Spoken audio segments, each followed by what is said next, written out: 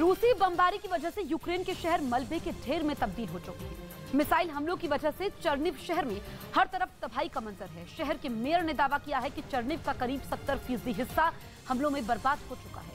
हर तरफ हमले में तबाह घर, मलबों का ढेर, जली हुई गाड़ियां दिखाई दे रही हैं। वहीं मौके पर पहुंची रेस्क्यू टीम मलबे को हटाने में जुटी हुई है। तो वहीं पुतिन की सेना पर यूक्रेन की फौज ने टैंक से भारी गोलाबारी कर काफी नुकसान पहुंचाने का दावा किया। इससे जुड़ा एक वीडियो भी उसकी तरफ से जारी किया गया, जिसमें एक टैंक पर यूक्रेन का झंडा दिखाई दिया और उससे ताबड़तोड़ गोलीबारी की जा रही थी। वहीं उसी टैंक के ठीक पीछे एक और टैंक नजर आया जो रूस की सेना पर टारगेट कर गोले बरसा रहा था। टैंक ने एक साथ कई राउंड फायरिंग की, जिसके बाद पूरा इलाका गोलियों की आवाज से गूंज उठा। बताया गया कि यूक्रेन ने अपने BMP-3 टैंक इस्तेमाल कर रूसी फौज को काफी नुकसान पहुंचाया।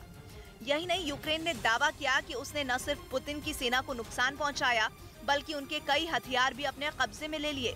यूक्रेन ने किस इलाके में रूस पर ये गोलीबारी की, इसकी जानकारी उसकी तरफ से नहीं दी गई। इस बीच यूक्रेन में मौजूद सैकड़ों ऐतिहासिक धरोहरें युद्ध में नष्ट हो गई।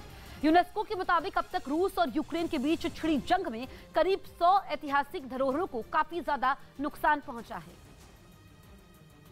और उसमें एक वर्जिन मैरी स्टैच्यू भी शामिल है, जो लवीव में मौजूद है। दोनों देशों के बीच जारी जंग में शहर के बीचों बीच लगी ये मूर्ति भी नहीं बच पाई, जिसकी मरम्मत का काम बिना देर किए शुरू कर दिया गया। अपनी धरोहर को बचाने के लिए वहां के लोगों ने युद्ध के खत्म होने तक का इंतजार भी नहीं किया। हालांकि शहर में पहले से ही ऐतिहासिक धरोहरों की मरम्मत का काम चल रहा था, जो युद्ध की वजह से बीच में रुक गया था, लेकिन उसे फिर शुरू कर दिया गया। यूक्रेन ने रूस के सैन्य ठिकाने पर जासूसी ड्रोन से हमले का एक वीडियो जारी किया और बायरख्तार TB2 नाम का ये वो ड्रोन है जो उसे तुर्की से मिला है। हालांकि ये हमला किस इलाके में हुआ इसका पता नहीं चल पाया, लेकिन यूक्रेन ने जो वीडियो जारी किया उसमें दिखा कि एक इलाके में खड़े कुछ रूसी टैंक हमले में तबाह हो गए। इससे पहले उन टैंकों पर ड्रोन की मदद से एक के बाद एक कई मिसाइलें दागी गई, जिसके बाद वहां से धुएं का गुबार आसमान की तरफ उठता दिखाई दिया। इतना ही नहीं, दावा किया कि इस हमले में रूसी टैंकों के अलावा कई ट्रकों को भी ड्रोन से निशाना बनाया गया और रूस का सैन्य ठिकाना पूरी तरह तबाह हो गया।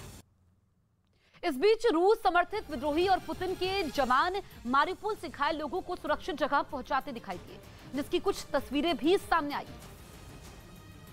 जिनमें 2 जवान एक बुजुर्ग महिला की मदद करते नजर आए। दावा है कि ये रूस समर्थित विद्रोही थे जो मारिउपोल के लोगों की मदद कर रहे थे। दोनों ने घायल महिला को पहले एक सुरक्षित जगह पहुंचाया और फिर जख्मों पर पट्टी की।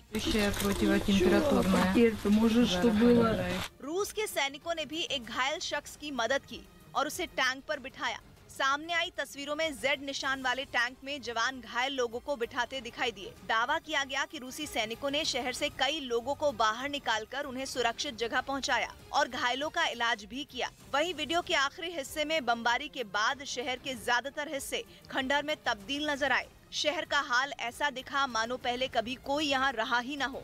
यूक्रेन की फौज ने रूस के सैनिकों की जासूसी के बाद उन पर हमला कर दिया, जिसका वीडियो भी सामने आया। बताया गया कि रूस के कुछ फौजी अपने ठिकाने पर लौट रहे थे, तभी यूक्रेन की सेना ने उन्हें अपने निशाने पर ले लिया। जो तस्वीरें सामने आई उनमें रूस के कुछ सैनिक अपने ठिकाने की तरफ बढ़ते दिखे। ये निगरानी छोटी मोटी दूरी तक नहीं की गई, काफी दूर तक यूक्रेन की सेना ने रूस के इन फौजियों की जासूसी की और जैसे ही वो लोग अपने ठिकाने के करीब पहुंचे उन पर हमला कर दिया गया, जिसके बाद घनी झाड़ियों के बीच जगह जगह आग लग गई और वहां से भारी मात्रा में धुआं उठता नजर आया। यूक्रेन में रूस की सेना पर जवाबी हमले तेज हो चुके हैं। यूक्रेनी सैनिकों ने रूस की BMP-2 टैंक को जवाबी हमले में उड़ा दिया है। रूसी सेना पर हुए हमले की तस्वीरें ड्रोन कैमरे में कैद हुई हैं।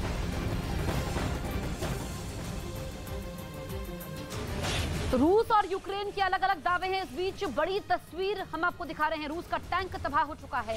रूस पर यूक्रेन के हमले तेज हो चुके हैं और जानकारी ये मिली है कि यूक्रेन के सैनिकों ने रूस की BMP-2 टैंक को जवाबी हमले में उड़ा दिया है। रूसी सेना पर हुए हमले की तस्वीरें ड्रोन कैमरे में कैद हुई हैं।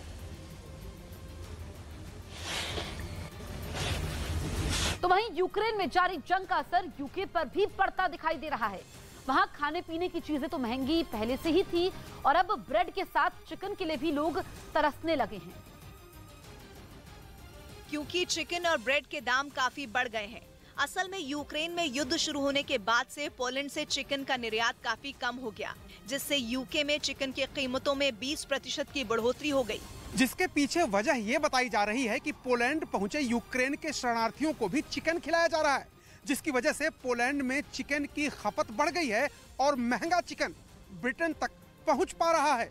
यही नहीं, वहाँ के स्कूलों में भी बच्चों को प्रोटीन वाला खाना खिलाना काफी महंगा पड़ रहा है, क्योंकि यूके में स्कूल के भोजन के लिए जो कीमत तय की गई है वो 9 साल से बरकरार है।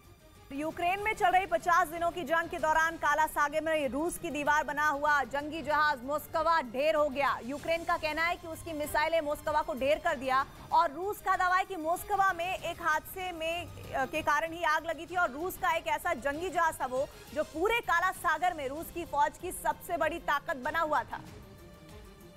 लेकिन अचानक खबर आई कि मोस्कवा ढेर हो गया। मोस्कवा एक ऐसा जंगी जहाज था जो दुनिया का सबसे घातक जंगी जहाज माना जाता था। ऐसा जहाज जो किसी भी नौसेना के लिए ब्रह्मास्त्र बन जाए, ऐसा जहाज जो पल भर में समुद्र में दुश्मन की बड़ी से बड़ी सेना को चित कर दे, ऐसा जहाज जिसे डिजाइन ही इस तरह से किया गया कि उसमें बेशुमार मिसाइलें तैनात की जा सके। जहाज के कमांडर का बटन दबा तो दुश्मन का अंत सुनिश्चित है। जिस दिन यूक्रेन पर रूस की फौज ने आक्रमण किया, उसी दिन क्राइमिया के पास मोस्कवा को काला सागर में तैनात कर दिया गया। काला सागर की यूक्रेन की पूरी सीमा पर एक तरह से रूस ने कब्जा कर लिया था। और कहा जाता है स्नेक आइलैंड पर यूक्रेन के जिस जहाज पर कर्मचारियों को सरेंडर का मौका दिया गया था और जिसकी ऑडियो रिकॉर्डिंग भी सामने आई, उस जहाज का सामना रूस के मोस्कवा से ही हो रहा था। लेकिन अब खबर है कि मोस्कवा का अंत हो चुका है। 49 दिनों तक रूस के लिए काला सागर में दीवार बनकर रहने वाला मोस्कवा जहाज ढेर हो चुका है।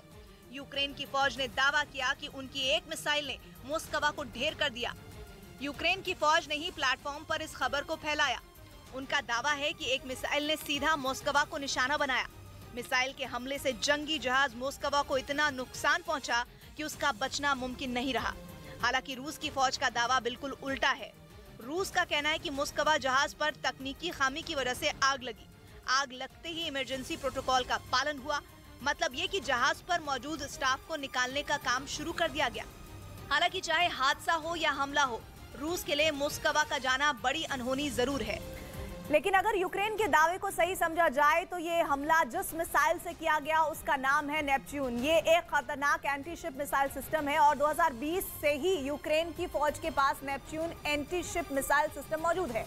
किसी भी दुश्मन के जहाज पर हमला करने के लिए ये अपने ही रडार का इस्तेमाल करती है ताकि निशाना एकदम सटीक हो। खुद रूस की सेना से जुड़ी जानकारियां देने वाली कुछ ऐसी एजेंसियां बताती हैं कि नेपच्यून एक खतरनाक मिसाइल सिस्टम है और इसमें एक मिसाइल सिस्टम में 6 लॉन्चर हैं। हर लॉन्चर से एक साथ 4 मिसाइल दागी जा सकती है, मतलब कुल मिलाकर एक साथ 24 मिसाइलें दागी जा सकती हैं। हालांकि दुश्मन के रडार को चकमा देने में ये आम तौर पर इसलिए कामयाब रहती है क्योंकि ये बहुत कम ऊंचाई पर उड़ान भरती है और आमतौर पर इसकी ऊंचाई केवल 9 फीट से 30 फीट के बीच होती है, जिसकी रफ्तार 900 किलोमीटर प्रति घंटा तक हो सकती है। 5000 टन के वजन वाले टारगेट को ये Neptune anti ship missile system आसानी से भेद सकता है।